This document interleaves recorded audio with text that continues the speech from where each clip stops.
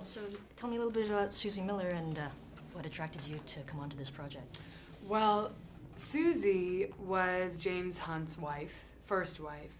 At the peak of his career, she was a successful fashion model in England. She was a well-known socialite. She was gloriously glamorous and had been warned against James. But he wooed her, and they ended up getting married, and they had this kind of whirlwind romance. And they loved each other. You know, they had a lot of respect for each other, and they loved each other, but it was unsustainable. And James had a lot of demons and stress, and it didn't work out. And can you tell me a little bit about your dynamic with Chris and kind of trying to build this volatile relationship? Well, Chris and I knew that it was important that we show that it was a love gone wrong. It wasn't a regrettable romance. It wasn't that they weren't compatible. It was that they got together at a certain point in their lives, and then, you know, it eroded because their lives changed drastically. His racing career became so intense, and she wasn't able to be as present as the other racing wives, I think. You know, Susie had her own thriving career.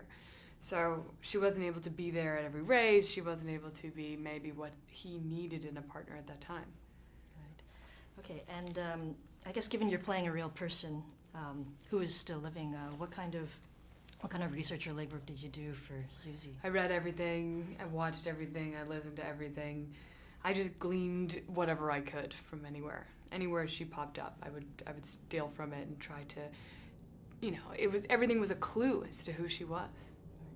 And was there anything surprising that came out of that, or like what was the most surprising thing, would you say? That came out of research? That came out of research about her.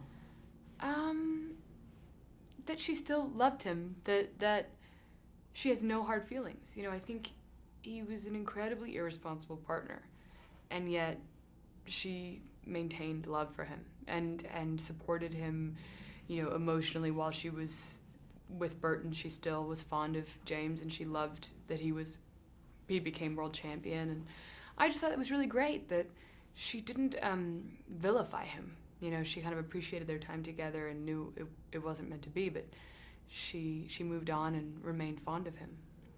Okay, cool. And so I assume you've seen the finished film. So what was the most surprising thing for you when you saw it for the first time, and what do you think audience might be surprised by, or something that they might not have expected, you know, coming into the... So many things. I mean, it's such a sexy movie. You know, people don't think Ron Howard sex, but it really is that, and it's such a cool movie. It's got great music, it's got amazing cinematography, and watching it, I was amazed at how much is told in a short period of time. It's just a really comprehensive film, and I think I was surprised by the end how much I had been through with these guys. You know, I think it's really skilled filmmaking that can tell that big of a story that concisely.